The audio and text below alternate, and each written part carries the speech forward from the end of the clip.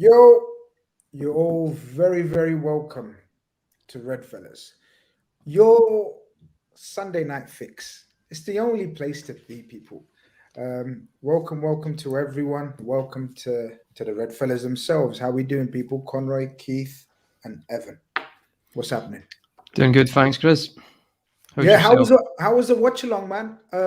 People It that was don't know should know. If you don't know, for you. Avi, aka Blue Chip Conroy Talks, done the inaugural watch along for the AFCON. yeah, no, it was good. It was good actually. It was within the first 30 seconds, there was probably a challenge that should have been a straight red, but it was good. It was a good competitive battle for Cameroon. Probably expected to be smoother than that. They went 1-0 down and then two penalties given away just before half time, which would infuriate Burkina Faso's manager. But it was really good. The chat was flowing with community. It was a really good game. And also, we're going to try and get a few more in. We had a few suggestions. I think there's Nigeria, Egypt, or Nigeria, Algeria. Oh, I tasty. think Nigeria, Egypt, that's it. I think that's on Tuesday. So we might look to see if we can organise something for that because that could be an absolute cracker. So yeah, we'll do some more. Me and Avi are definitely going to do one next Saturday and Sunday as well on that. So yeah, we'll crack on with that, and it was really good. Wicked, cool. Keith, what's happening, man? Everything all right? We finally got you. You started off on mute. What a start. We mean to go on as we start. This has been a record mute. Ladies and gentlemen, 1 minute 40 Evan's into got the in his stream. head. Ev, you've got in his head. You just got in his head. That was Evan, that was pure mind games from Evan that caused that. He hit me. Evan hit me with my games. I felt that. Cheers, Evan. Cheers to that. I got you. Pass the blame for once. You know what I mean? It's a rarity. I'm good, man. I'm good. Last time we spoke, started the dry Jan. So we're what, 9? Today's the 8th? No, today's the 9th. Are you sticking to it, yeah? Oh, 100%. Lost 2.5 kg already, which is nice. So the diet's been counting the calories, no alcohol. It said 31 days dry Jan, keeping it going, keeping it moving. Played football. So what happens though? So what happens So I'm obviously, I don't know about this concept, right? So dry Jan. So that means you're not going to do nothing for Jan, and that means you're going to go on a massive piss up from 1st of February. Is that what it means? That's how I did it last year. Let's put it that way. This year, new year, new me. I might keep it a little bit longer, but yeah, so far so good. Okay, yeah, no, big up yourself, man. That's good, man. Hope it goes well for you. You know what I mean? Ladies and gentlemen, that first week of February, Keith will not be available for any shows. He will be fucked out of his head. We all know that. He won't even be home for Sunday. He Never won't mind be Saturday. home. He won't be home. You know what I mean? We're going to have to send out search parties in that first week. Evan, what's happening, man? How's the good old USA? What's happening over there? It's going well, man. Enjoying my Sunday. No place I'd rather be. And by the way, the thinking behind getting in Keith's head pre-stream is that we keep promising we're going to give things away for anyone who wins Keith Mute Bingo, and we simply can't afford to anymore. No, we're down. No, but we need to work it. We need to work this out. So people gotta, because if people put it in the chat, he'll see it. Do you get what I mean? Yeah. We need to work out how to. So I've got a note of the minutes people say, and then whoever's closest within 5 minutes wins. Yeah. So DM one of me, Conroy, or Grizz on Twitter. Don't DM Keith. And don't DM Keith. 45th minute. Yeah. Let any of the other 4 guys let us know which minute. And I promise you, there will be a prize. No, I promise you, they'll guarantee you there will be a prize for the winner. Guys, we're here to talk football, man. Shut up with your stories. We're here to talk football. We're here to talk about FA Cup. We've gone through to the next round, people. We've gone through the next round. I mean, that's a result for us, right? Because normally we struggle to even get past the first round, I think. Or whatever. What's it called? Round 5? That was the third round. So third round. I beg your fourth pardon. round's next. Yeah. 4th round. So we'll get on to who we've drawn and whatnot. But I won't go to Conroy first because me and Conroy spoke about it last night. I'll start off with Evan.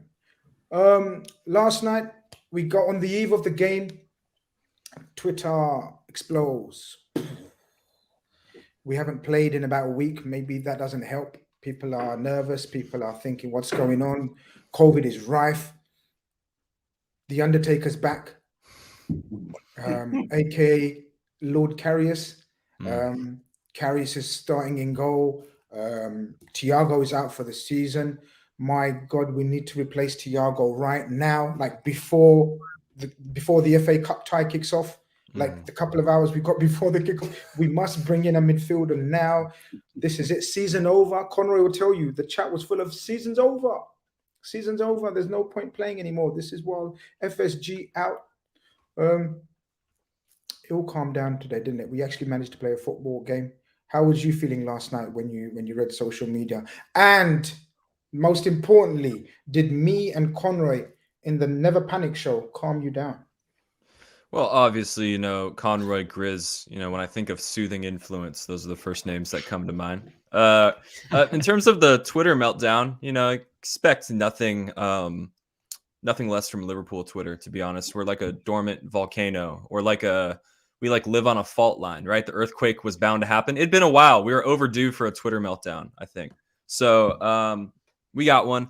I don't care if Karius plays in goal against Shrewsbury Town. All due respect to them. I would like the romantic part of me would like Karius to have one solid performance in goal before he leaves Liverpool, just so we can let him know that we all kind of feel sorry for him and it's all love and all that. The Thiago thing, yeah, really plays on people's emotions, Thiago, doesn't he? Because he's a fantastic footballer. We kind of knew what we were getting when we signed him. And this is sort of just playing on everybody's worst fears, isn't it? And not to mention that we all know how vital he is for our performances. Like, you know, look at the numbers. He's arguably our most important player. So, yeah, it's definitely, we were overdue for a Twitter meltdown, Grizz. And the best thing you can do is sort of laugh and hold on for dear life. We were overdue a Twitter meltdown. We hadn't had one since the end of the last game. Yeah. It's mad. Do you know what I mean? It's mad. Switching over to, I'm going to work out how to do these ones without. Oh. Yeah, see? Look. Yeah, you go the other way now. No, the other hand. Oh, okay. Hey. Yeah. No, Keith. Okay. Going down to Keith. Yeah, Keith, listen. yeah. Keith. You must have seen the explosion on Twitter and Karius coming back, and we've got no players. Everyone else is out with COVID, and basically Shrewsbury's going to knock us out. And then Arsenal were eagerly awaiting. Arsenal fans up and down the country were eagerly awaiting the team news to see, are we suddenly going to have all our players back miraculously? Lo and behold, we don't. It isn't actually a case of COVID cases, plus a couple of injuries. Was you okay with the news if Karius was to start? How did you feel at that time? And what did you make of the Thiago news? Like, did you think, oh my God, if he's out, I may have to back down a bit on my Super Red title and cuss the owners for not being adequately sort of prepared? Or how was your thinking? I mean, in terms of preparedness, you can't prepare for anything. If anybody watched the Italian game tonight between Juventus and Roma and saw Chiesa hobble off on what looks like quite a serious injury, sometimes you just can't plan for these things. Oh, missed that. Chiesa. For a player like Chiesa as well, the way he went off, that looks like it could be an issue. So issues happen in football, is my point. The Thiago one I saw coming because of the way that Klopp spoke about his injury before our last game. So before we played, who did we last play again? No, Chelsea. For Chelsea, he described it as a hip issue, and he's not been in training, and he's not been around the lads. And when managers say hip issue, when they say back issue, when they say something along the lines that's quite muscular, where it's not a defined, we're going to fix this particular issue, that's when alarm bells start ringing. So I wasn't surprised that there's talk of him being out a lot longer than we initially thought. And I don't know what we thought anyway, because Klopp never gives us a timeline for any of these players. He never really says it. So it's, you know, the meltdown that happened as a result of it is what it is. Like, I didn't really pay too much attention to it. I'm trying to take Arsenal and Football Manager to the Premier League title. So I took Saturday to just turn it off, turn to the side, as Grizz sometimes tells me to do. The squad itself, again, what do we know? We know nothing. So even the talk of Karius, just because you posted that thing on Instagram, means nothing. Liverpool have not been able to train and do anything. So it was like anybody trying to guess the team would have probably guessed ahead of Jurgen Klopp himself, really, if you think about it, especially the circumstances that happened that led up to him choosing that team in the end. Keith says that, Conroy, but he forgets that we literally did nearly predict the team. One guy that I did hear overnight that would have started and I put in the group was young Max Waltman. So the team comes out and we have 2 debuts, guys. Correct me if I'm wrong. Max Waltman and Elijah Dixon-Bonner. Yes. Yep. Is there 2 debuts, right? Am I right in saying? Because the other chap, Cade Gordon's played before, right? Yeah, and Connor Bradley, they both played in the Norwich. Exactly. League So we Cup, get 2 guys making their absolute debuts. We have, like we predicted, the back four is going to be strong. So Konate and Virgil start, and Robertson, as I did tell you, is going to play. Yeah, good show. So you see the lineup. What are you thinking? Just on me, to be honest, you called it pretty much correct last night, albeit apart from Karius. I think obviously Kelleher comes in, Grizz, and yeah, pretty much as we discussed it, strong in defence, and then let the rest of the youngsters and a mix of experience go ahead and see what they can do. Ironically, we concede first because we can't keep a clean sheet to save ourselves this season. It's becoming a common factor, but this game's not one to talk about that. But it worked out exactly that way, Grizz. The team just allowed the youngsters to go and express themselves with a kind of solid foundation. And yeah, it was very interesting. At the very start, I was looking forward to seeing Cade Gordon and Connor Bradley, but also Dixon Bonner, to be honest, because I didn't expect that one to start. So I was a bit intrigued and said, let's see how this guy gets on. And I know we'll talk about the performances, but yeah, I was quite looking forward to the game when I saw the lineup. Yeah, I'm going to just bring this up just for the sake of calling people out as opposed to giving him any notoriety. Proper scummy for Liverpool to fake positive COVID test. Read that back to yourself, son or daughter. Read that back to yourself and then come back when you've worked out how people do that. Like work out how to fake a positive COVID test.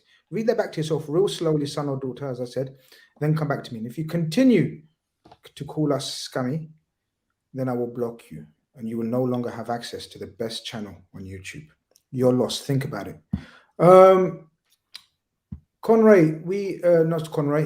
Soccer God, we see the lineup and I thought to myself, like me and Conrad discussed the night before, solid foundation.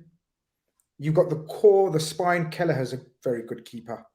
Brilliant keeper, in my opinion. Young goalkeeper. Then you've got the Robertson, Matip, Robertson, Virgil, Konate, and Fabinho, the axis. For the youngsters to go and express themselves, play your game, play without fear, play without any inhibition. Show us. I was telling Conrad, even I would have asked Tyler Morton, you're known as a number 8. Show us why you're known as a number 8 as opposed to a number 6. Didn't quite go to plan in the opening 20 minutes. Maybe we were expecting too much, or what was it down to? Could just be a bit of stage fright. You know what I mean? Guys not used to standing where they're supposed to, and just things like that. But you're right. The presence of the axis eventually did help. You know, I thought Connor Bradley looked more like a player than he did the last time I saw him play. Last time I saw him play, I thought he looked kind of far below the Premier League standard. And today, I thought there seemed to be a player there. There seemed to be a guy who's just as energetic and just as hungry as the likes of Neco Williams. And we all think that there could be a player there for a Premier League team as well. So, yeah, I thought the presence of the axis eventually helped. But you're right. The first 20 minutes was a bit wishy-washy, a bit sort of like our other games, a bit of lack of control. It's to be expected, right? Yeah. Literally this team would have had maximum probably one training session together. Yeah. If that. Mm-hmm. And you just can't, and Klopp spoke about it before, like there's not a lot you can expect from one training session and a whole heap of kids. So it was kind of to be expected, right, Evan?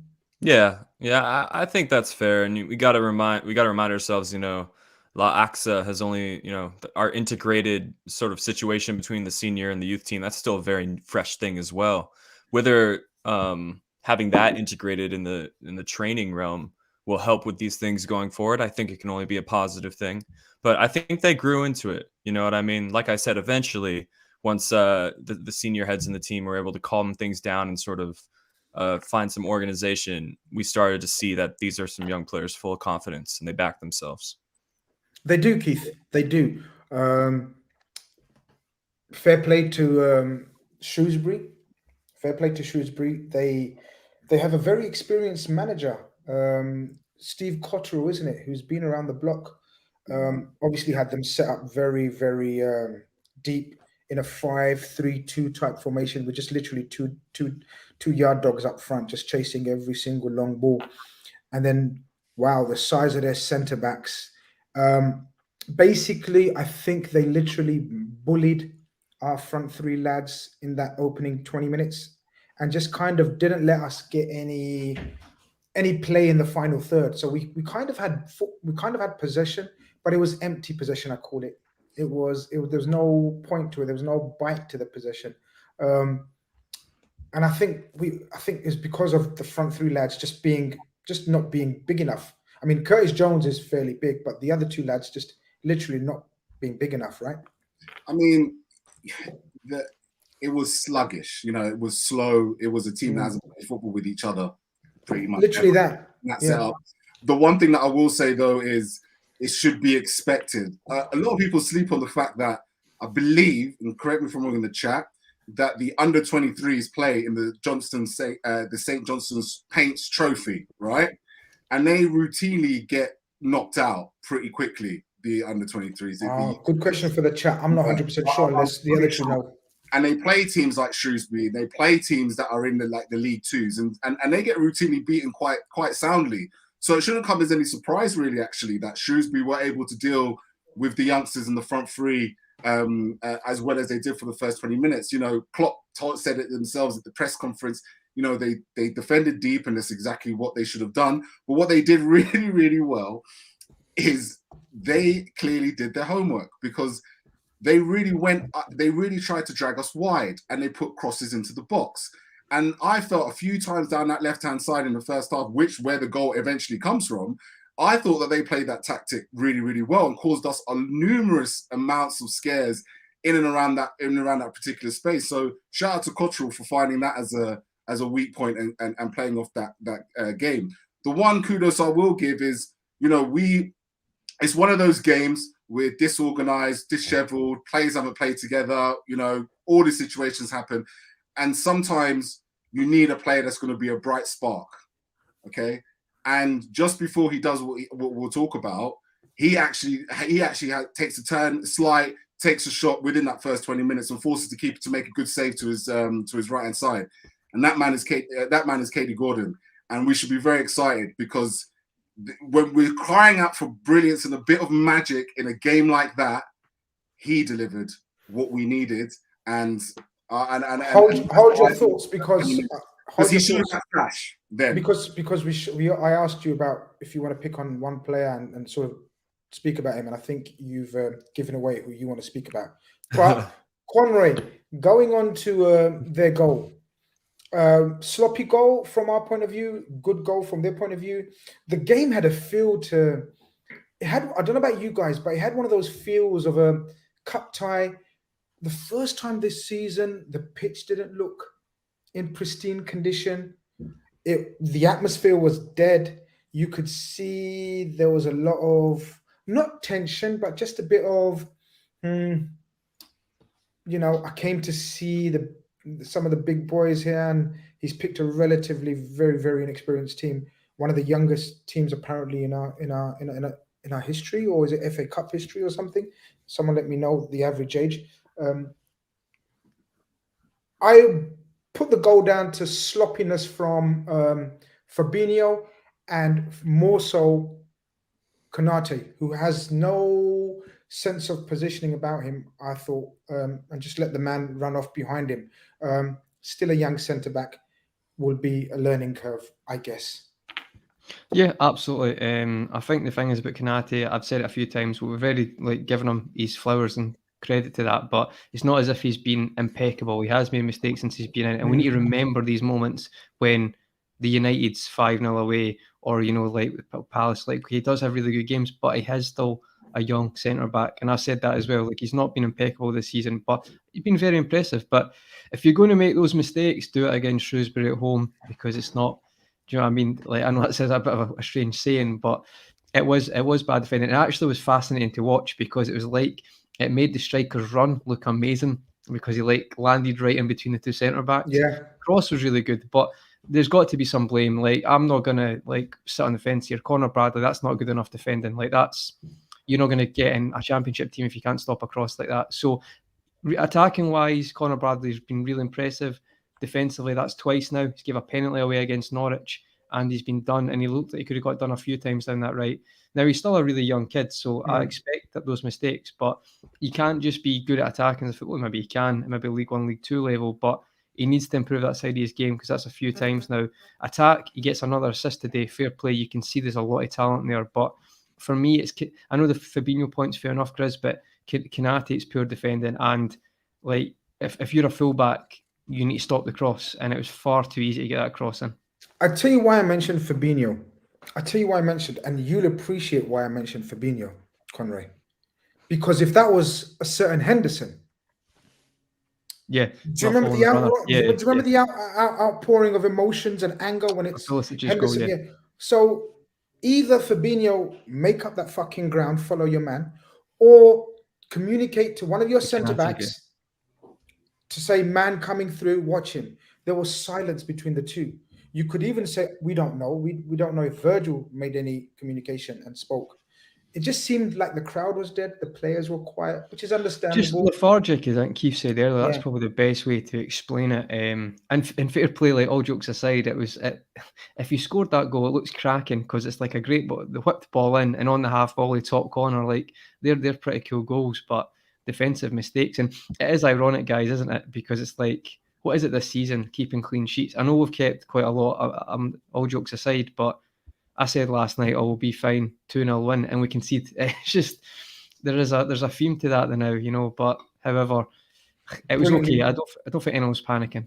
Brilliantly segued into the super chat. Amazing, you're a genius, or maybe it's me. I didn't see that. That's definitely you. Evan, leading off from what Conrad says, this clean sheet business, teams being able to score against us, pretty much the lack of clean sheets especially in recent games. Question for the panel then in that case. Thank you very much, Akash, for the super chat.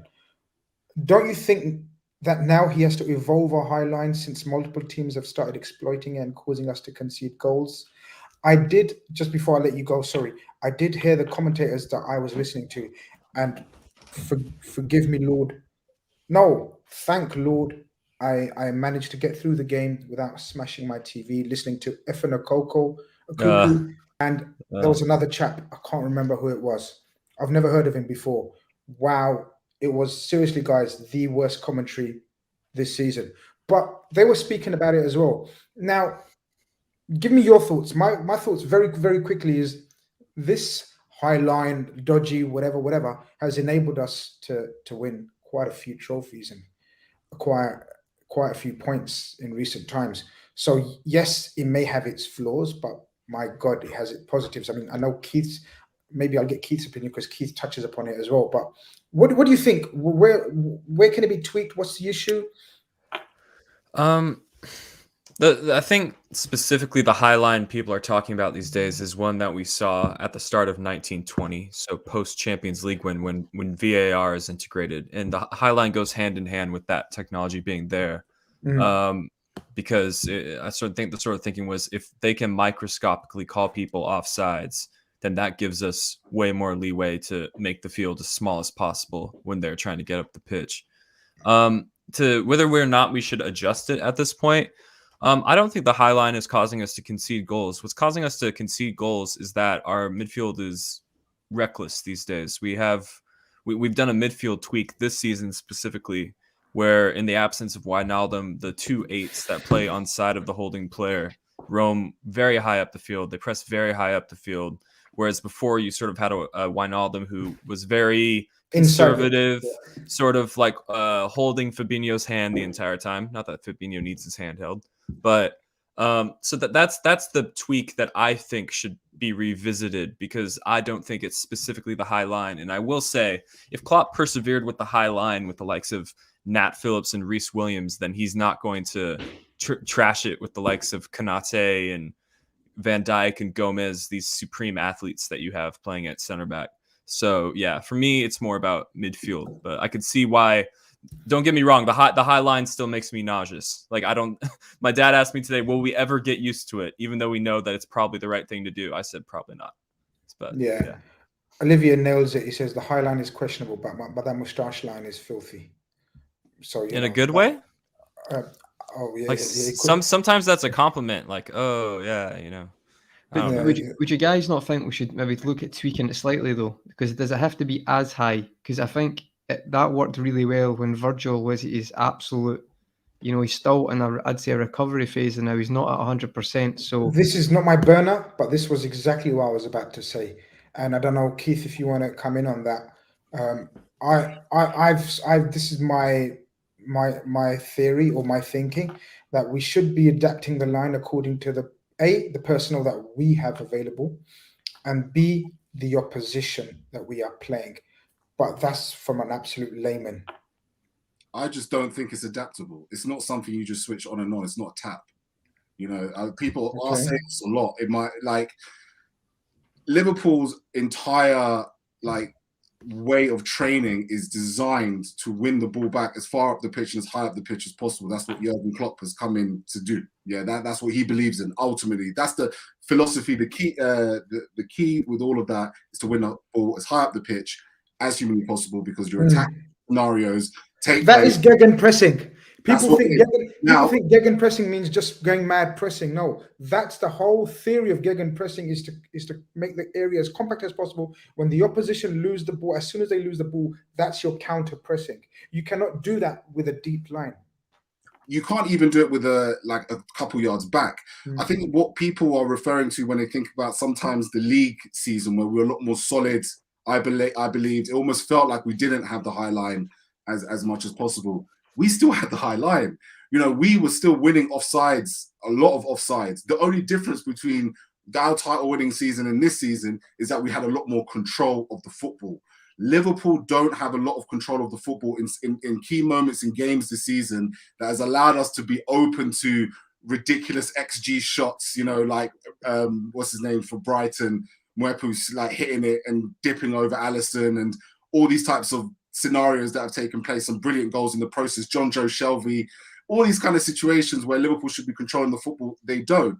And that, for me, underpins why the high line doesn't work, because if you're not controlling the football and you give the ball back to the opposition, as we have seen multiple times this season, it's always 2v2, 3v2. And that will always be the risk and reward factor. So the real question is that if the personnel is not there to deliver the control in the midfield that we're looking for, then the question mark needs to be on the personnel. Now, today is a day where midfield are always going to struggle to control. You're going to struggle to control a football game like this because of the fact that you're patching players together. They don't know their positions on the pitch. The triangles are a bit out of sync, right? So a team like Shrewsbury, an organised team, will always find a way to get behind that. Like that's but when you look at when it wins, I think sometimes maybe next time watch Liverpool, see how many times they win an offside, and then patch it all together and see if the risk and reward is worth it in that next game. But I advise you to look out for it, because I still believe it's a fantastic tool. Where Liverpool have suffered, so interestingly, with VAR was brought in designed to catch offsides as quickly as possible, right? To be the video refs. That's what it should be there for. You should not be waiting for the linesman to pull up his flag, right? At the end of the day, once an offside has happened, and Liverpool missed out on a lot of micro minutes by referees not calling an offside when the offside is there. Allow the attack to happen. The commentator gets all excited, like, it was a close shot. It was called offside 2 minutes ago, right? That if Liverpool had got the offside then, when they're already higher up the pitch, all of a sudden, bam, you're in their half straight away because the other team have to reorganize. But that's a big feature that's been taken away, despite the fact that VAR's come in, and what Evan said is spot on. Exactly that. Liverpool introduced this high line because of VAR, but it's not adopted properly. And because it's not adopted properly, we don't get the full benefits of it, my opinion. Conroy, I think you may have a slightly different opinion because this is a very good topic. I know we've yet to get into the game, but I've stopped and stalled on this topic because Evan and Keith have a certain opinion on it and think that, well, they've explained it well themselves. What are you thinking? Because I'm still sticking with it can be tweaked, but I also understand Keith's point about it's very difficult to tweak it from game to game or position to opposition. You have to have a philosophy and coach it to the best that you possibly can, and then just, as we know, it absolutely has its benefits. Then sort of, its issues.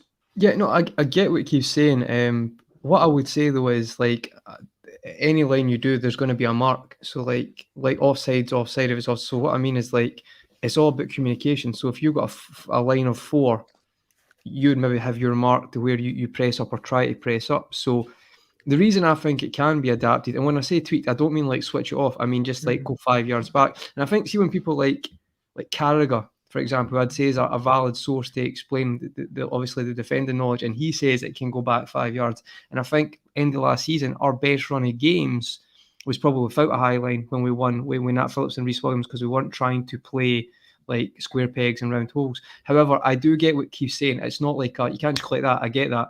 But the question I'd ask you guys then, I understand why you play a high line. I completely do.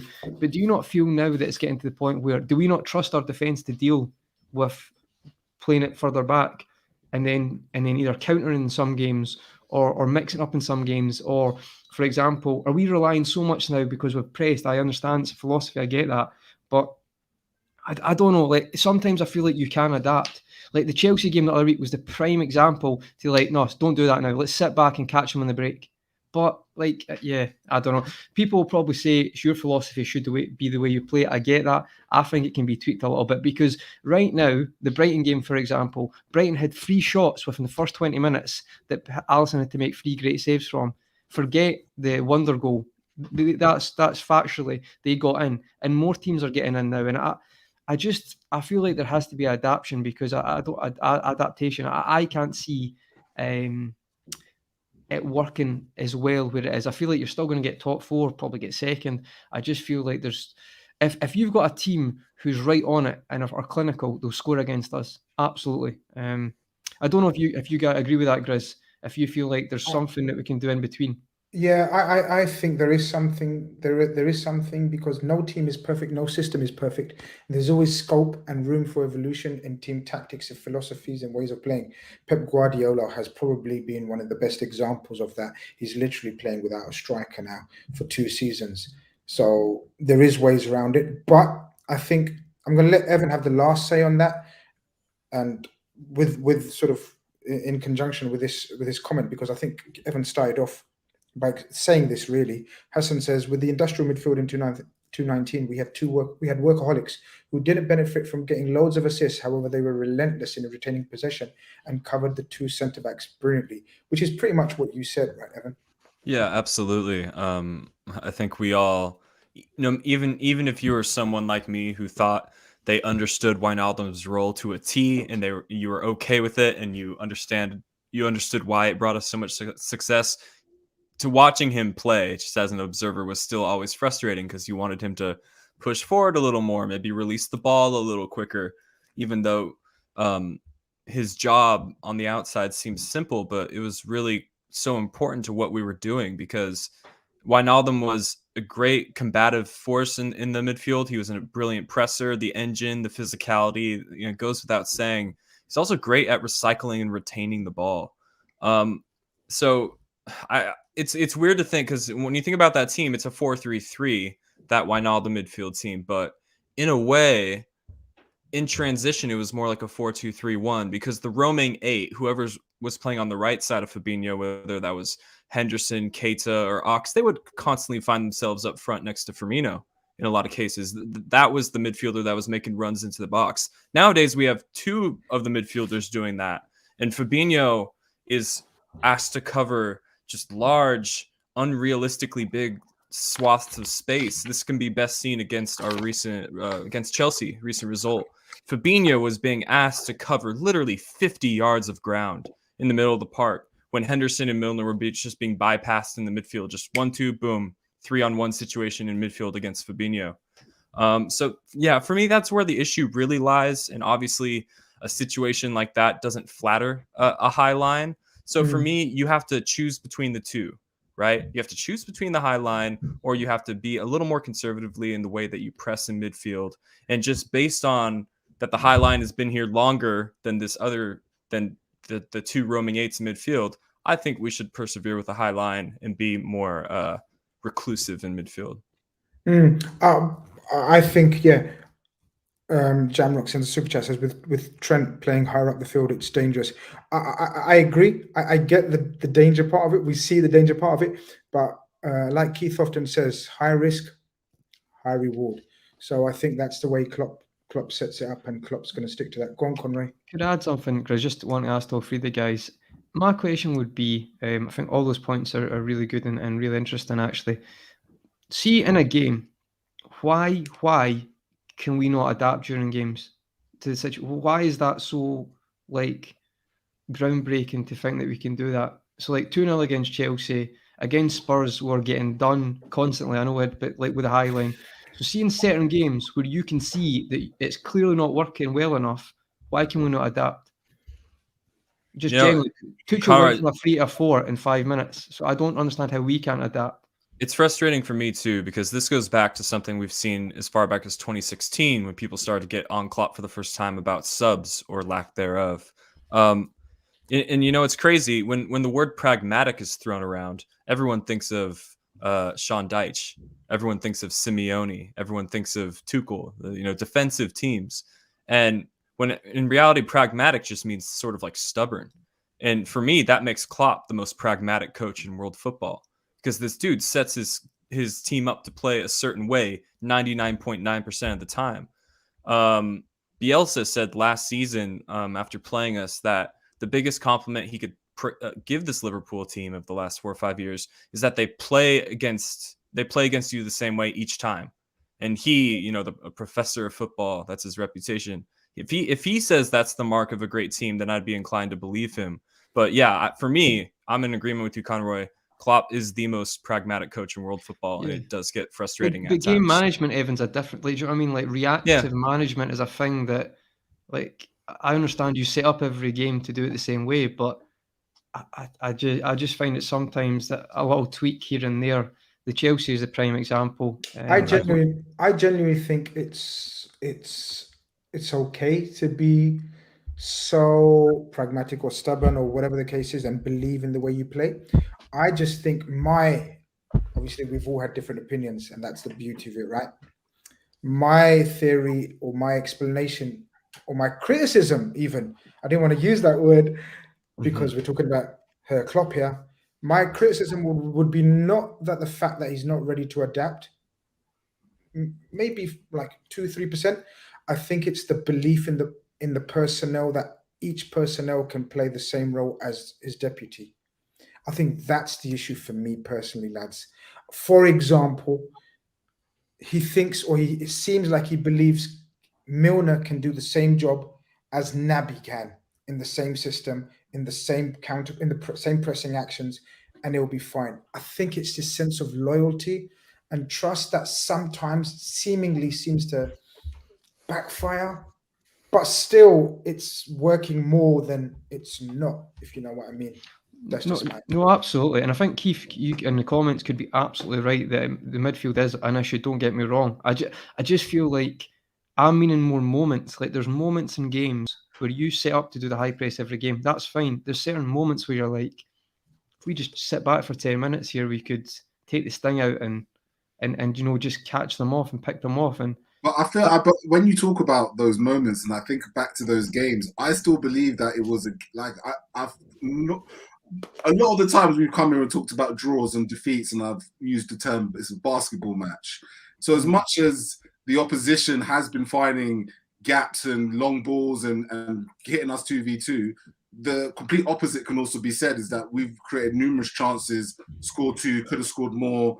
You know, it's just the idea of the fact that I believe there's been a lot of individual errors this season, and situations that the individuals involved could have solved that situation in a better way. And I think that there's many that get away from it, in my opinion. And I think that the system's been built there for you. There's players that have come, players that have gone. I can understand that. But there's a lot of times this season that we're talking about Premier League, Champions League winning players that at times have just gone to sleep. I tell you what, you make some good points, Keith. But Conroy, do you know what it is? Do you remember last season when we had no centre-backs? And do you remember we were crying out for dropping the line? Klopp, what's he doing? Then he playing centre-backs there. And I think it was in one press conference, I don't know if it was him or Pep Linders, kind of explained their whole mindset. And then that was the point where I realized I see what they mean. In terms of, he said, paraphrasing now, obviously, I can't remember word for word and whatever, but they kind of said that this is the way we've built each individual squad member to play for the last 4 or 5 seasons, culminating in this way of playing that has brought us all this success. We decided not to abandon that in mid-season, as the case was, like around January, for the sake of just a couple of months. We preferred to went back to basics, put players in their position, because you remember we were playing centre midfielders there, this and that. Yep. It resorted back to sort of putting centre backs there and then fixing everything around them. So midfielders went back to midfield. Like Evan said, midfielders started doing the jobs that they naturally do, that they've been naturally doing for the last 3-4 years. And then we saw the rewards slowly. So I think these coaches are like that. I think these high elite coaches are like that. And look, it's a difficult one. It's probably a good conversation for a show. But what I would say, Grizz, this season there's been 5 examples where it's not been, we've been in a good position, and because we've not adapted, we've lost the points. So Brighton 2-0 up, we didn't play great in that. We're lucky we 2-0 up. Chelsea 2-0 up, we won the lottery, we didn't adapt. Brentford, we bring a sub on to go more attacking. Keith's rebuttal to that, or not just Keith's, some people would say, like Keith said, it's the individuals that are sluggish, not playing their role properly, not tracking, making individual errors, and it's having an effect on the whole outlook, so to speak. But there are certain games where you know your game plan's not working. For example, the Chelsea one, the Brighton one. I get it, right? But I just think, like, if you want to win a title, we're 2-1 up against Manchester City, and that was an unlucky goal, to be fair. But I just feel like, I'm not saying every game, guys. I just think sometimes we shouldn't be so that we can't adapt, because this is elite footballers. It's like you should be able to adapt. I understand to be successful in a certain philosophy and ideology. Completely get it, but I'm not having that they can't adapt in game, because that's why they're meant to be the best. And this is, I love Klopp more than anything. I'm just saying, like, would you say it's more this season? Well, I'd say it's more season, but you see someone like Tuchel who will adapt in game like it's nothing, right? And has been successful doing that. And I just feel like... what I meant is, like, are you noticing it more this season so far? But there's a numerous factors. That might be because we're not as good this season, in the sense of Van Dijk's not 100%, and I completely get all that. But I'm just saying, in certain games, to get those points, to maintain a title race, I feel like you should have the ability to adapt. And I'm not saying throw the baby with the bathwater, by the way. I tried to reel you in there, but you done very well. Because what I was going to say, if you think it's this season, and I think it's this season, I agree with you. We look more susceptible to that kind of attack, I think it coincides with not having a regular set of midfielders. Yeah. Like, there's been very rarely where we've played with the same set of midfielders, and that goes back to whose point was it? I think it was Evan's point. All right, man. All right, Avi. In terms of the protection's not there, we haven't got no continued understanding in midfield, and then it's affecting the back line as well. But look, I get everything. We all made very valid points. I mean, we are laymen. So we don't know the exact... And if there's a fixture in the midfield and that happens, I would completely say, like, fair enough. Like, I'm just looking at what I'm seeing and commenting on that, that's all. And I just feel like that could be a factor as well. Absolutely. But that's a negative, not negative, but sort of talking point about the system. Then we go 1-0 go down. We slightly wake up. Keith, I'm going to come to you. Your boy, you spoke about him, you touched upon him. Go for it. Describe that goal, and then talk about if he was your stand-up performer. He's just one of those kind of players where like magic happens when the ball touches his feet. Like he's going to take a man. He's going to glide past him. He just has something about him that you just don't teach a player of that age. It's either you've got it or you haven't. Yeah, it's such a sleight of turn, such a sleight of balance. And in the first 20 minutes, just before they scored, he had a moment like that where he kind of, shifted his body, turned the defender and took a shot from outside the box. And the way he takes his goal, I just think is brilliant composure. To make almost, everybody around him just like everything just slowed down, and he just chose the movement he wanted to do. Like if you score that on FIFA, you would be tapping yourself on the back for one of those, and it was just a brilliant, his shot will happen before anybody else could decide what to do, even the goalkeeper, and it was a brilliant finish from a player that honestly excites. It really, really excites me. I remember seeing this guy in preseason and thinking to myself, again, he just does things. He's willing, he's brave, and Klopp speaks about bravery all the time. Every time the kids come, even Bradley after his post-match interview talked about Klopp telling him to be brave. Cade Gordon is brave, and he is Liverpool quality. Klopp has mentioned many times that if you are even an understudy in this current Liverpool setup, then you must be pretty damn good. And he showed today in instances and in moments that he's going to be an absolute bargain. £1 million from Derby. That's all it took to get this boy over. Let me tell you, FSG and that whole setup they've been doing, they've been shopping nicely in that British Championship market. Have to give them. Oh, here he goes. And now Cade Gordon, £1 million for that. Come on, that's money to do that at Anfield in such a situation as well. Let's build the context here. You know what I mean? He's not just playing with the big dogs. You know what I mean? He's not even playing in a settled B team. Like that B team is not our B team, which is kind of sad because I was looking forward to the B team doing something this season. But just seeing him step into those shoes and score that goal and get the equalizer when we needed it, mate, I'm very excited for this boy. I love him. Big player. I know you want to jump in there. Molly, hi Molly, sends us in a super chat. Says 11v11 on Thursday, no excuses, same preparation time. No excuses indeed. There was no excuses in the first place. But sorry. I'm really excited for Cade Gordon the same way Keith is, because for me, when I start getting excited about a young player, for me, the barometer for that is what you can't teach a footballer, he already knows. And what you can teach a footballer, we have the capacities and the coaching setup to do so. So for me, Harvey Elliott falls into that category. Trent fell into that category when he was coming through and everyone saw his technical ability. Curtis Jones to a certain extent.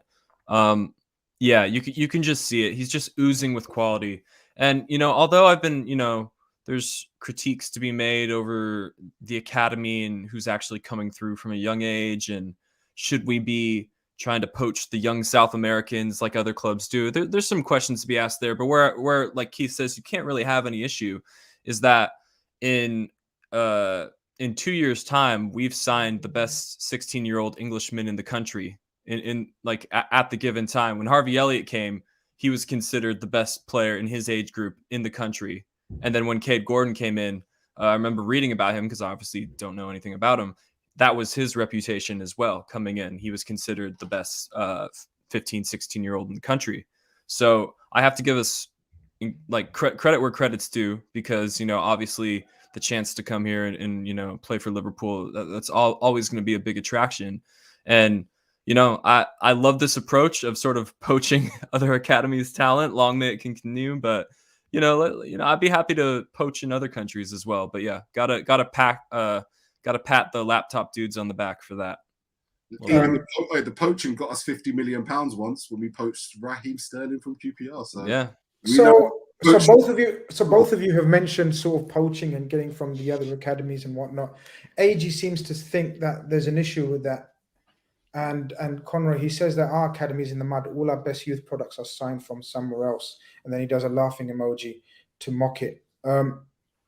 Would you agree, disagree? Where are you standing with that? I don't think I'd go as far to say it's in the mud or anything like that. I would Yeah, I say think that's a bit of a stretch. it depends how you qualify it, guys. So like if you like Cade Gordon, Harvey Elliott, is that an academy signing, or is that, I know technically it is, but do you know what I mean? Is that really from you, or do you just know quite early on? Because that's two signings like that that's proven to be, like I said to Grizz earlier, Harvey Elliott is like a wonder kid. Everybody wanted this guy. This is not like it's shrewd business, but it's not like the most surprising, or like it was quite obvious that he was going to work out to had the potential to be a top player, or at least a very good player. I would say no, our academy, there's still definitely, you got your Curtis Jones, Connor Bradley, he's only 17, he does look promising. It's obviously got parts of his game has to improve. I would say our academy is good. It's just not as good as, let's be honest, Chelsea's academy at the moment. They're just like left, right and centre. I've got players who are just at different levels and becoming Premier League or playing in top leagues. And I think when you're comparing with that, you could probably, it could be frustrating because you can see that we are not on the same level. But as Ev has mentioned in the last couple of weeks, what we're trying to do with the AXA Training Centre and improve our academy is I think we want to try and get there to use that as a sustainability model as well, to get some income from our academy and some first team players, or if they're not going to be first team players, at least get a good sell on value and not just have that due to the miraculous work of Michael Edwards. Yeah. Do you know what I mean? To actually, because if you look at players like Conor Gallagher or like who's at AC Milan, Tomori, you can tell that they're going to have a strong career in the top leagues. So I don't think it's in the mud. I just think it can improve, and I think it will. But look at this way: see if Cade Gordon becomes a first team player for Liverpool in the next 4 years, and he's at that level, you've probably saved yourself 40, 50 million. So I think it's working out. I just wanted to add as well, the goal, Keith, that's a great point about taking it early on the left foot, because actually when you watch the finish, I'm like, how's the keeper not saved it, but like it's not right in the corner, but because he hits it so quick, the keeper can't get down. It's a really, really good. Beautiful. Absolutely is. Can I jump in on this, Chris, real quick? Yeah, of course you can. This is actually something I talked about today, because the same. Here's the thing. I agree that our academy could be doing better. Our academy is not on the same level as Cobham and Chelsea or Man United. Certainly not, the famous ones, La Masia and Ajax. What I would just like to see our academy do, and I'm pretty sure what everyone can agree on, is that no academy on average produces a generational talent every year. No academy on average is producing a Trent or a Gerrard every single year. It's not realistic. What our academy could do in the meantime, between our generational talents, which seem to come every 15 to 20 years or so, is we should produce more Curtis Joneses. And this is why I was on Twitter today defending Curtis Jones. I said the same people who like to moan about our academy also like to talk down on Curtis Jones. Well, we should be producing more Curtis Joneses, because here's the thing. If Curtis Jones lives up to his ceiling, he'll be a great Liverpool player. If he doesn't, then we'll sell him for a great chunk of change and he'll have a Premier League level career. We just need to be producing more Premier League talent. Generational talents come and go. We have little to no control over that. That just happens. It's magic, right? But we can develop and make more Curtis Joneses. You know what I mean? So for me, Curtis Jones represents exactly what our academy should be doing more of. So, and I see the development of Curtis Jones as a win-win. Whether he, lives up to his reputation or his potential and becomes a top Liverpool player, we'll find out. But at the bare minimum right now, there's a mid-table Premier League player there, and we can sell him at that value. So for me, see Curtis Jones, all I see is a win-win situation, and I wish more people saw it that way. And I also, sorry, I'd like to just jump in here, because I actually think that when we speak about Chelsea, we speak about Cobham. I think you also have to refer to the fact that Chelsea did one of the smartest investments Roman Abramovich would do, and he made sure that his money was flowing around player transfer and sales. He went out there and bought youth players, young players, sent them back on loan. The academy, the Cobham Academy, they've got the reach of London. Like, you got to remember, London is dripping with talent, and Chelsea is one of the best academies in London. And this is such a centered area, so easy to get to. They got their cherry picks of the players, like the big players. You look at Palace, Arsenal, all their youth systems, they kill it. So Chelsea as well as being a benefactor of wealth, for Roman Abramovich being able to poach all these players from other academies, because that's not uncommon really for one academy to buy a player from another.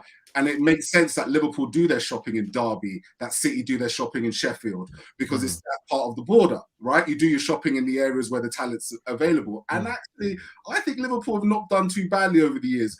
A lot of discussion we do is about net spend, and we sell quite well for players that maybe they're not Premier League potential, but at the end of the day, they will be major players for Championship clubs, for example. And we've made a pretty penny off that over the years at FS. You look at Harry Wilson, Jordan Ibe, Dominic Solanke. These are players we brought in, had them for a bit, didn't work out, cool.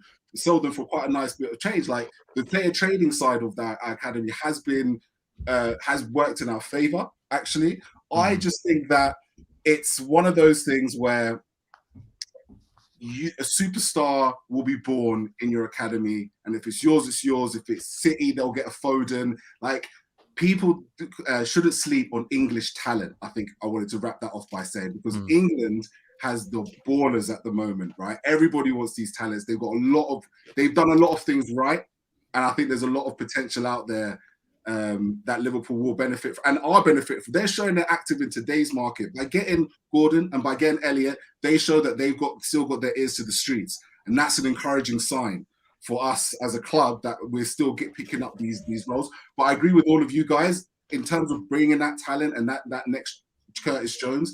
We could have more. I agree. Yeah, look, Hassan, I think just pretty much echoes what you used to just said. That City have produced one in Foden. We produced a gem in Trent too. Like Evan says, no team produces gems like top tier academy players every season. You just hope sort of solid Premier League players is still a success. Let's not get it twisted, guys.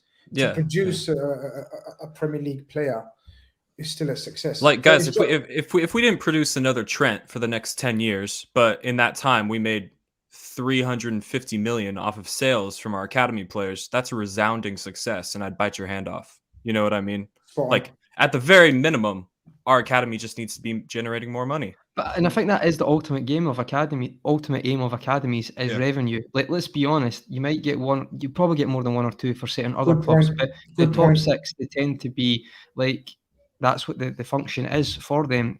But just to add as well, I didn't mean to say the comment was Bradley. Sorry, I meant to say Owen Beck, because Bradley was signed from the Irish team. So it was Beck was another player who was from our youth academy. But on the comment about Chelsea as well, Keith, I think that's a really good point about what we've done with Liverpool. The thing with Chelsea's academy right now, though, is every time someone's on loan doing well, they seem to be from there now. So therefore, it's like they create a reputation for top players and not Championship players or League One players. That's what I feel they're going to, you know what, it's like culture, reputation, you gain that. And that's what I'm worried about more than anything, Keith. It's like we keep talking about Chelsea's academy, and that's why I feel they're going to have the march on people. Gallagher, Livramento. Oh man, I mean, yeah, and that's what you're up against. Back to that game at Anfield, Evan. Cade Gordon shows us a glimpse of what this guy can do. I genuinely liked his performance in terms of he was brave. He demanded the ball at all time. They tried to rough him up. He handled everything.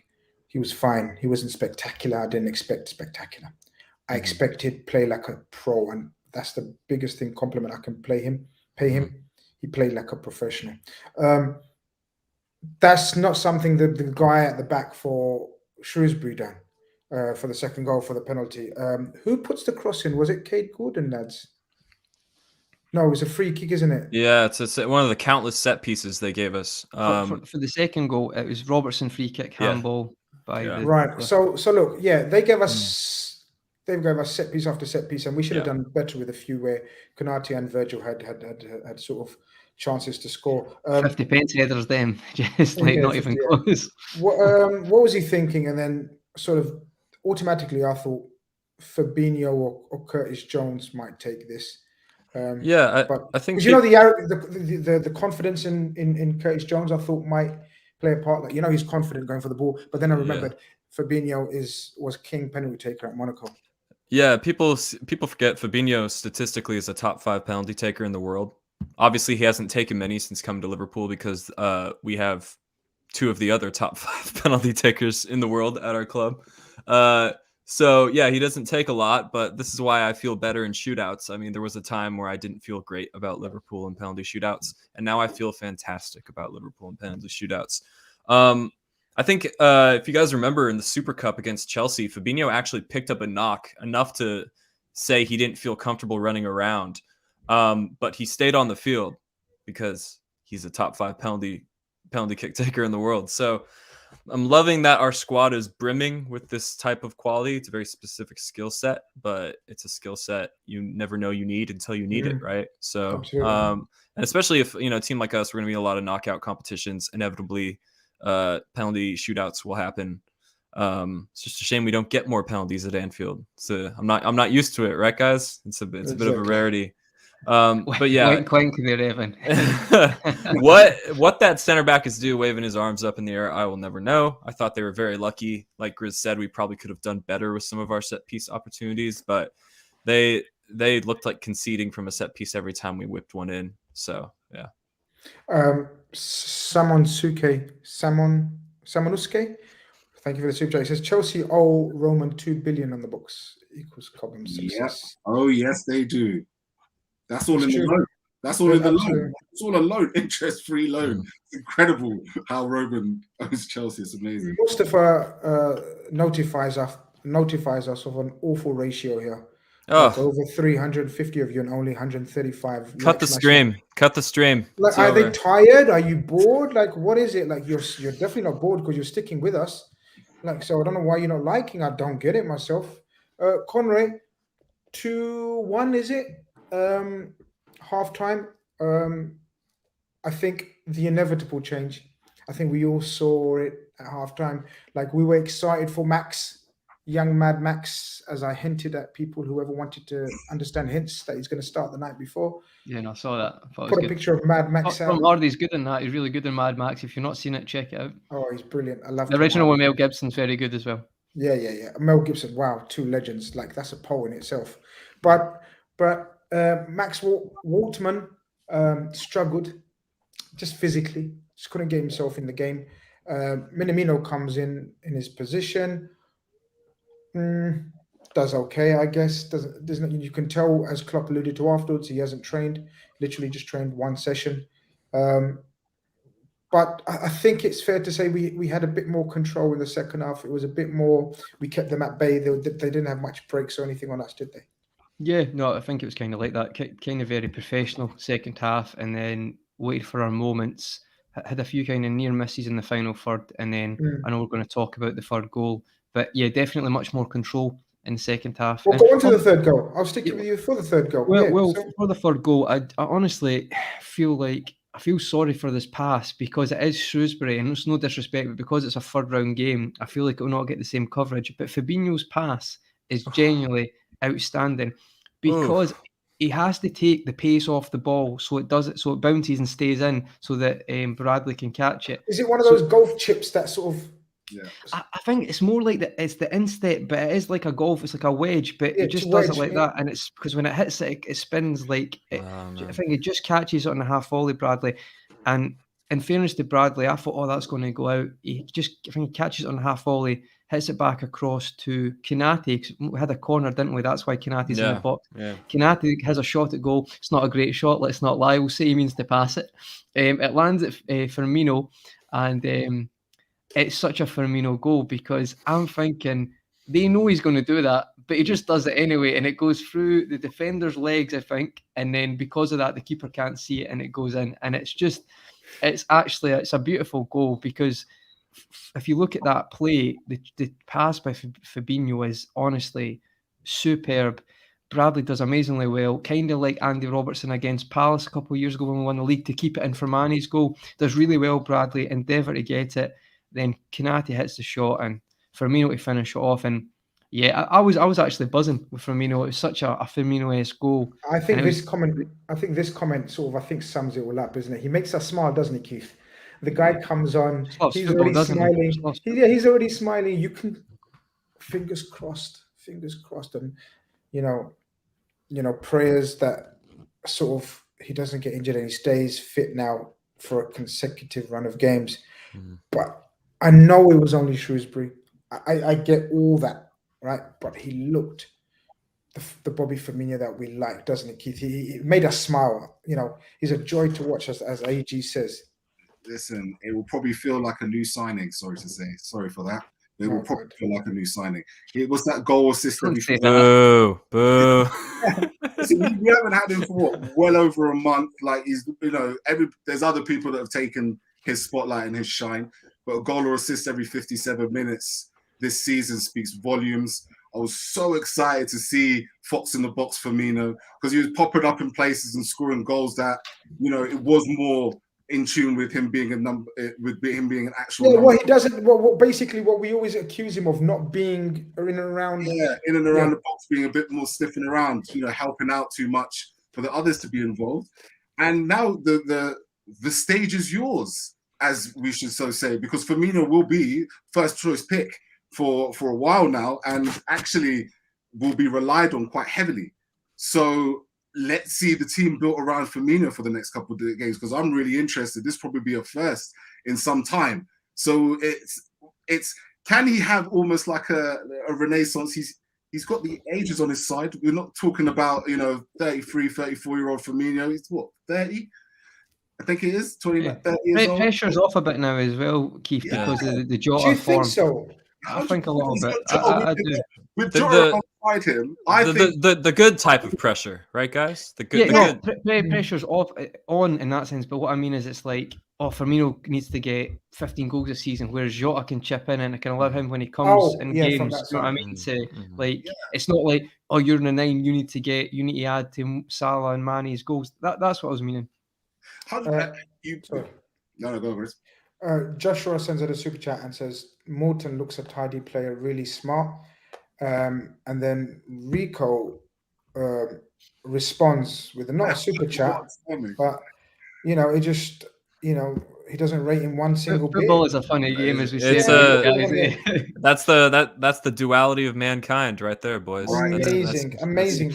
But we should just have a show called that and just say the duality of man. I'm gonna settle the mini debate that those two had, because it's my show and I'm the big dog here, right? And I'm gonna say, for me, Tyler Morton progressed further in his football education today again. And that's all I want him to do at this stage, Evan. I thought, even though Fabinho goes on to get 2 goals, and one of you guys can describe the 4th goal, but I didn't think Fabinho was brilliant in the game. I know you guys have spoke about his pass. I think he could have been more commanding. I thought Jones had an average game, considering his talent. I know he started off on the wide left, but then he was brought into the middle 3. Yeah. You know, that was a tactical change, and that doesn't help a young player as well when he's moved position to position. I thought Tyler Morton stuck to his task throughout the game. Sometimes you think to yourself, very unspectacular, but from where I'm looking at the game, I'm liking his brain. I'm liking those simplistic touches, passes that everyone else is thinking, whoa, what's different? I'm seeing progression in his football education. Maybe I've talked him up again because I've named him Busquets, but Evan, you can bring me down to earth if you feel. So. No, I think you're spot on, Grizz. I think with a guy like Morton, who we haven't seen a ton of, he plays in a position where there's no such thing really as like a flattering stat, unless you consider like pass completion, your type of thing. I think really all you can do is go off the eye test when it comes to that. There aren't a lot of stats that are going to tell you how good Tyler Morton is. For me, the first time I saw Tyler Morton, I said, "There's a player there. There's a Premier League player there." You know, whether you're a Liverpool player or not these days, it's no shame if you're not, because look at the level that we're at. But yeah, I definitely do think there's a Premier League player there. For me, the one thing that will decide between whether he's sort of just, you know, a Premier League player or a great player, I just think he needs to grow into his body a little more. I need to see how strong he gets. That's natural. Yeah, it's just the natural things that I'm looking for right now. Again, I come back to the things you can't teach a footballer. He already knows how to do. And the things that can happen to him in the future are things we can teach him and things Spot on. his body can give him. So yeah, I'm very pro Tyler Morton. Thiago is very pro Tyler Morton. If you're a center mid and you get the Thiago Alcantara seal of approval, then who are we to say anything, really? Keith mentioned this, didn't you, Keith, about his movement and especially his head movement. You know, Scanning, it's very He's scanning. He's always scanning. owl. He said, didn't he? He said, Yeah. owl. No, it's John Collins, the Scottish guy, says scanning. Scanning. That's my famous thing. What are you scanning? So no, it's just laughing there. My name's Alcantara, man, because he's just. Yeah. Alcantara, that's the one. Yeah, Alcantara. Trademark that shit, man. Alcantara. But I don't know whose go it is. I've lost trail of thought because we started talking about Tyler Morton and I love. Can I just add, Grizz, inconsistencies, obviously, we need to accept as well. Like we spoke about Elliot as well. Like Elliot, 3.5 games, amazing. But we do have to accept young players are going to be inconsistent. Like this is something that I think that's normal. So for him, I think that's like, I'm excited by Morton. And honestly, I am. And I just think we can't be too harsh on players when they have a like maybe not a great game or spells in a game not great, because it's a learning curve in these moments. I kind of agree with Hassan, who's turning out to be one of my favorite people in the chat. He makes some brilliant, intelligent points. Nice beard too. Nice beard, Hassan. Nice beard. Oh, you know what? There was a comment earlier that it's official. Conroy is the only one without any facial hair now on his. Tragedy. Absolute I do tragedy. have facial hair, but it's very light facial. I can't grow a mustache, so I'm not going to try to. So don't even worry. You're going to have to. You're going to have to. No. Make an effort. Not even effort. Listen. See when I try to grow a mustache, right? What happens? It just looks right. I can't say what it looks like because I really can't. No, I really can't. No. It's not even a dirty way. I really can't. It's too. It just looks a bit. I can't explain it right, but the only thing that'll work is slight stubble works. Anything when I try to grow that, I just end up looking a bit strange. And that's okay, maybe a bit of a goatee. Like, come on, man, join the club. All I'm saying is, chat, I hope you're noticing this level of effort or lack thereof. You know, the rest of us put in the work for you. But guys, if I let it grow, right, it just looks dirty and not nice. Honestly, it really just doesn't look good, right? That's why I'm always like stubble, or just stubble's okay. But if I try to do a mustache, no, it doesn't look good. We could all chip in. You know.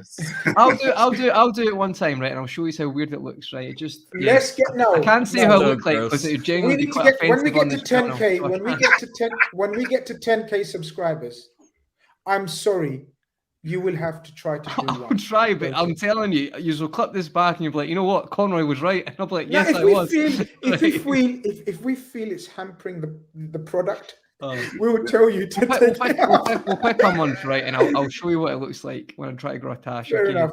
But listen, Hassan was saying, strange to Tyler Morton seems an experienced player. I know he's young, but his age, however, he plays like one of the seniors today. Testament to his progression. And that's what I was trying to say. His sort of just aura around the pitch is beyond his years, I think. And long may continue. Absolutely youngster. Just let him play the odd game here and there. You know, he'll have bad games like Spurs.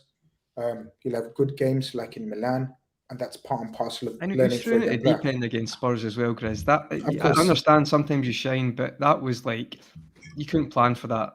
Of course, one tiny bit of context to go on top of Conroy's thing that I think you guys are about to touch on is keep in mind young players are going to be inconsistent. There's going to be a lot of baptisms of fire, and keep in mind that we play high risk football and we don't change it for anybody. So what we're asking of these young players is entirely different of what another team in the Premier League is asking of their young players. Hence why I think he sometimes puts Milner in with young players like that to try and give protection if he can, but it's very difficult because it's still the same.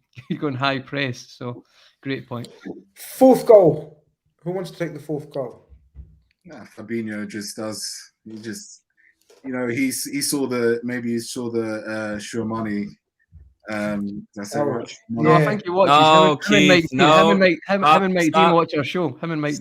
Stop. We have to pause the show, guys, because the pronunciation needs to be eradicated. We cannot be men of culture and continue to mispronounce Shuameni. So if we had to... There you go. Get into it, bro. Get into it. Okay, so anytime that I speak, I'm just going to tell her Shuameni. That's it. Yeah, he's your new Luis Diaz. There you go. We should get that on the show as like a button to press. So it's like that's our alarm. Just show him any button. I hope Yeah. we sign this guy because I Oh will. no, he's definitely going to Chelsea, and we're doing that 30 times before he signs for Chelsea. You know, he saw the stats. You know, I think it's a nice goal. I mean, he took it well. He's, you know, stepped up for the penalty again. It's just one of those games where it's nice to just have Fabinho on the pitch, and I think it would have been nice for Tyler Morton to be playing alongside Fabinho. Again, we talk about our youngsters or second string players playing with the big dogs. You know, Tyler Morton got to play all the around time, big yeah. dogs. You got to play with Van Dijk behind him, Fabinho next to him. So, you know, he was actually rated, funny enough, on the Who Scored. He was rated as man of the match, Fabinho, with an 8. Is that your sponsor, Keith? Are you actually getting sponsored by Who Scored? Can we give a shout to actually, you know, Who Scored? They need to sponsor us, man. Like, if Keith's got a private deal with them, Keith 100% works for them. Yeah, I can tell you right now. I'm taking backhanders now. Honestly, that's just I love their website. Who got you that Adidas jumper? Who got you that hoodie right now? Yeah, I was about to say I'm scanning Keith's room for other product placement. What's going on here? What are we doing? Is that a Coke can in the back? What are we doing? Okay, we're looking for Who Scored, people. Who There scored? seems to be an affection and a love for Who Scored. No, that's brilliant, honestly. Yeah, no, he stepped up and he scored the goal. Great finish.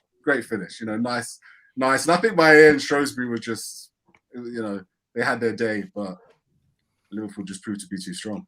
Yeah, I think, look, 4-1 probably wasn't a fair reflection of the game, but I think just for that guy's goal celebration, lads, where the Shrewsbury fella actually done a sue or whatever you fucking call it.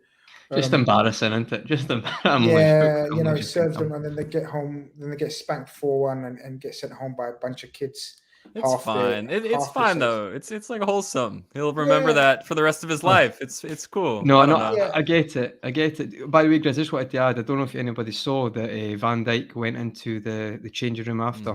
I don't know, Grizz, you're going to touch on that? Sorry. No. I wasn't. Sorry, go on. Well, he went in and I think it was a fair reflection that Shrewsbury done quite a decent job. They did play quite well. I think tactically, good first half as well. And Van Dijk went in with a shirt and stuff and said, well done to all the players. And I think they did earn that, to be fair, because some of the players I thought did genuinely play out their skin for Shrewsbury. And all jokes aside, to have that moment, it was a bit like Chesterfield yesterday scoring at Stamford Bridge. No, fair play to them. Of course, genuinely, that is that goal, right? That one goal in that game, that's a great memory for their fans for a lifetime, you know. So fair play to them. And I thought that was really, really good to Van Dijk, because obviously there's self-awareness of the position he's in and how much that would mean just to take 5 minutes and do that. So I thought that was brilliant. We go into the next round. We get drawn to Cardiff at home. Another home tie, which is what we won firstly, right? Absolutely. Yeah, I mean, I haven't been following Cardiff, Evan. I don't know if you have. What I do know, they're in a relegation scrap in It's not like a really weird stat, Chris. Like, I don't know if I only saw it for 2 seconds there. Like, they've got, I'll find it now. They've got like a really weird stat about their games this season. I don't know if their away record's better than the home record. I'll check. But you okay with that, Evan? We should be fine with that. Obviously, we have no idea how we're going to approach that in terms of team selection right now. But is it fair to say that we may go slightly stronger? Obviously, have the B squad players back, hopefully. But you okay with that, Cardiff at home? Yeah, you know, I couldn't tell you anything about Cardiff, if I'm being perfectly honest. Had no idea about their current situation, but home tie against a team we should be comfortably beating. I would expect us to go kind of the same as today, with maybe 1 or 2 strengthenings, Origi starting, for example, something like that. More of the same.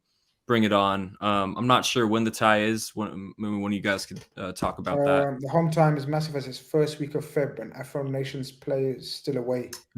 So there you go. Even more important. So definitely need Origi fit and firing, Minamino, the guys you would expect to play. I would predict us going a little bit stronger. I'd say so. Yeah, I'd say so as well. Keith, you okay with Cardiff? Do you want to go a bit further? Obviously, we've got the semi-final this Thursday, the first leg, which should be quite a tasty affair now, the way it's been built up and blown up by predominantly Arsenal fans. That's quite a tasty thing to look forward to, I guess, first and foremost. So I guess you want to definitely smash Arsenal, and then you want to progress a bit more in the FA Cup as well, right? Yeah, I love the FA Cup personally. I think it's just my first footballing memory was the FA Cup, funny enough. Liverpool versus Manchester United. When Eric Cantona scored, it was the white suits FA Cup final. Yeah. That was my first footballing memory. So The Armani suits. Or was it Versace? I think it was Armani, the cream Armani suits. suits. Yeah. Someone, I don't know if it was Redknapp's Suggestion or idea. but yeah, you know, like I've always, so I really do hope we go to an FA Cup final with Jurgen Klopp. We've had some incredible FA Cup finals over the years, you know what I mean? Like, you know, Arsenal being one of them. You know, we beat the famous Arsenal, Michael Owen, who, if any youngsters are in the chat here, you probably banter for his views these days on BT Sport. Back in the day was a bags man, you know what I mean? Went there and, you know, won 2-1 and scored both goals when we were losing. That had the likes of Henry, that had the likes of Vieira, that had the likes of... Oh, it was a super Arsenal team. Wow. We got absolutely killed that day, by the way. We got absolutely killed by them and still won. If any's rewatched it recently, I rewatched it, and also Honcho handballs it on the line, and then I think Arsenal hit the post. Henry hits the post. He should score, and it comes back to the keepers. No, I think Carragher clears it or whatever. Like, they had so many chances. I think they had another sitter as well. They missed so many chances, and then it's the free kick, Owen, and then the Patrick Berger long ball, long pass. Oh, I just don't know how Owen finished on the weak foot going that fast, and there was one tiny little lane. Top keeper. But he was so confident then, wasn't he? Honestly, he was. People say arrogance, probably, but he believed he could beat anybody. Like the Argentina goal for England, he just believed. He's a Ballon d'Or winner. I mean, as far as you could say he's as good as he likes for all I care. But what's crazy about that goal is the keeper knows he's shooting a cross goal. The keeper knows the shot is coming. He knows it's going to be on his weak left foot, and he knows Owen has one tiny little lane to aim at, and he still isn't able to save it. It's not even bad keeping it, because Seaman's probably doing the right thing there, because he got to cover slightly just in case he. And and he does the cartwheel, doesn't he? Honestly, brilliant. The Robbie Keane, absolutely. I'm telling you, you're going to see this pre-match now. I think it's going to be a bit tasty now, because I can see there've been a lot of people put a lot of emphasis on this game now, and then when we won 4-1, everyone's going to be. No, I'm joking. I don't know if it will. I take that back. Look, the Arsenal game is a cup semi-final at the end of the day, right? It's a cup semi-final. It's kind of sad that it's two-legged, in my opinion. I think a semi-final should be one leg, toe-to-toe, game over. The winner goes through at the end of the day. You know, when it comes to domestic cups, I just feel like it brings presence to the spectacle that has been English domestic cups over the years. And even in the Carabao Cup these days, you know, Liverpool have had big moments in finals. In fact, you know, who knows where we would have been in the journeys if we had not had Steven Gerrard hit that ball in the 89th minute. Basically, was it that? Oh wait, against West Ham. Wow. Honestly, 90+1. That fucking the FIFA goal. Like, you could do that in FIFA. No one could do it in real life. That was just unbelievable.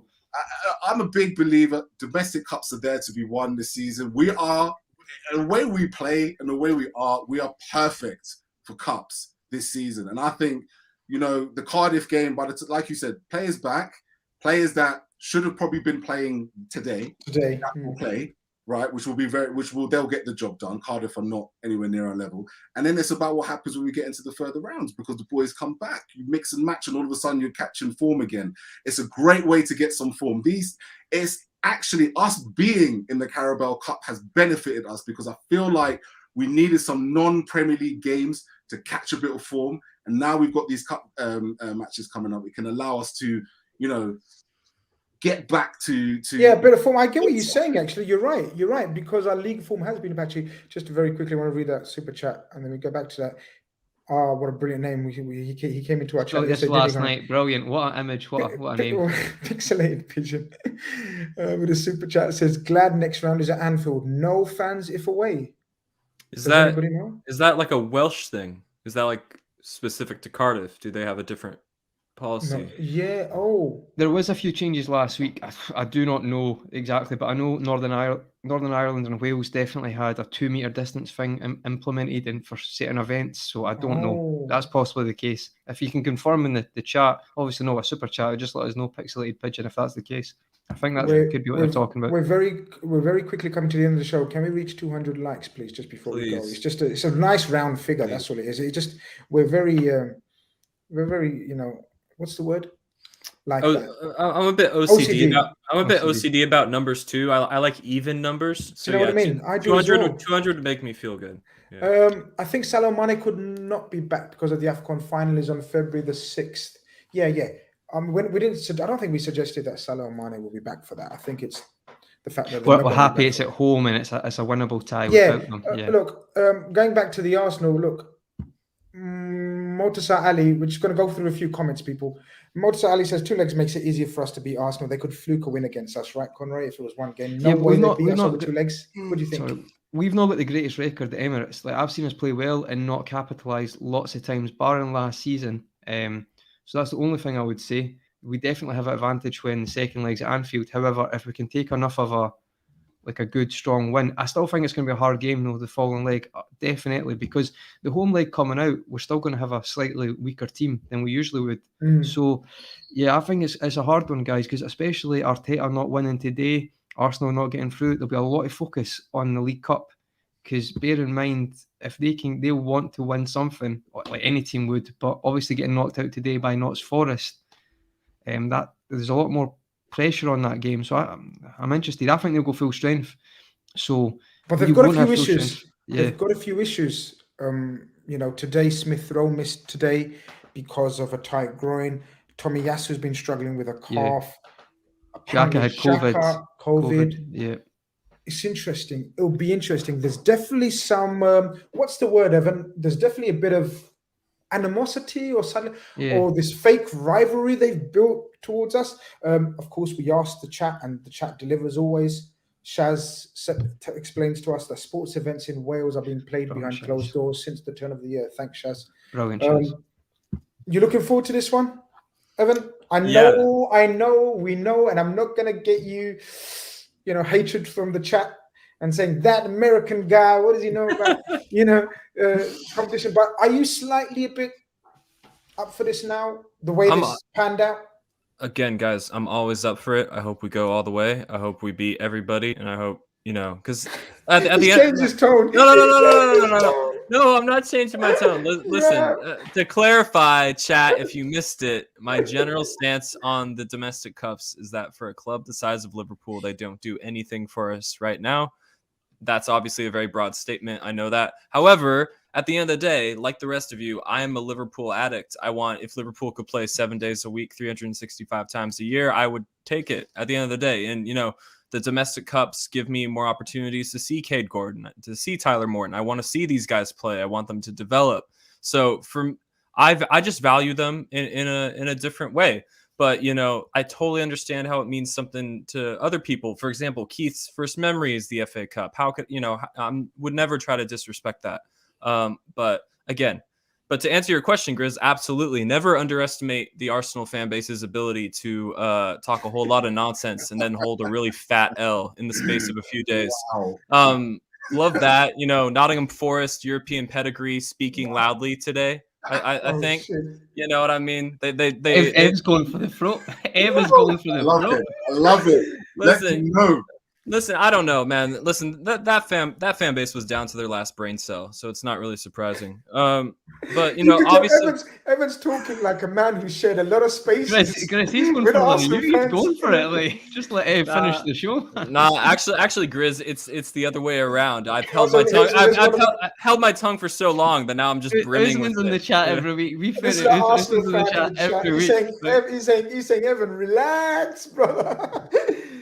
Usman, it's fine. But yeah, Twitter. No, come on. Oh, Okay, man. guys, compensate for Usman's dislike. Let's get back up to 200. No, listen. This is what it's all about, right? A little bit of toxicity, some animosity, the fucking, test gate, whatever you want to call fake COVID test. Fake COVID test gate. Or fake, we'll find a better name for it after the show. But I'm looking forward to it. I feel confident. 1 legs, 2 legs. Yeah, I just think we'll have a little bit too much for them. But at the end of the day, like I said, my thing is I like to see these young guys play. I like to see them develop, because we're a tough team to get into. So this is their time to shine. Yeah, man. Look, we're going to go into it deeply over the next few days. We're going to try to get some Arsenal fans, if they're brave enough, to come on chat with us to see what they got to say for themselves. It's going to be fun. Look out for that, guys. I haven't decided who I'm going to try to get. Let us know in the comments on the video afterwards who you'd like to get on the pre-match in the social media circle, and I'll see what I can do. However, my budget sort of, I may have limits on my budget, but we see what we can do. You leave your opinions and see who we should get, and then we'll bring them down and have a little chat. I think I know who most people are going to be asking for on the back of last week's events. They're already falling. Yeah, exactly. So I may Someone said none of them. I disagree with that. Because I get on with quite a few Arsenal fans. Some may say I might try to be an Arsenal fan and try and see if I can sneak in as an advocate. Arteta will lost 6 games in a row, and Grizz will still be like, no, trust the process. Trust the process. But listen, we'll get deep into that very soon. The game's on Wednesday, isn't it? Oh. It's not Thursday this time, is it? I'm confused. I'll check now. Okay, someone let us know very quickly, man.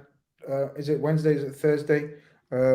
Because that's... It's Thursday, 13th of January. Is it Thursday? Okay. Yeah, Kickoff is 7:45. Evan, for you, I believe that's around, 4? Early. No time, just early. Very early. Time is it for the US listeners? Oh shit! Yeah, that's 7:45. That's wait. PM. Yeah, PM. Yeah. Oh, that's 11:45 a.m. Oh, that's okay. Actually. 11:45 in the US. That's quite handy. That perfect. Yeah. I think I'm going to the game. If I'm not, I'm gonna get on a watch along. So look out for that. We'll do a watch along. I'll see who out the team is backing me on that. If not, no one, no problem.